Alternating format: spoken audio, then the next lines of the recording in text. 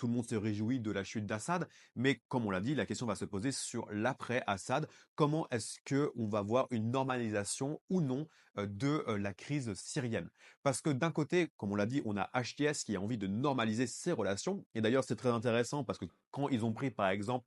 une cache d'armes du régime de Assad remplie d'armes chimiques, ils ont fait un communiqué pour dire qu'ils étaient prêts à travailler avec leurs partenaires occidentaux pour justement gérer la transition, notamment de ces armes, mais aussi tout simplement la transition gouvernementale en Syrie. Parce que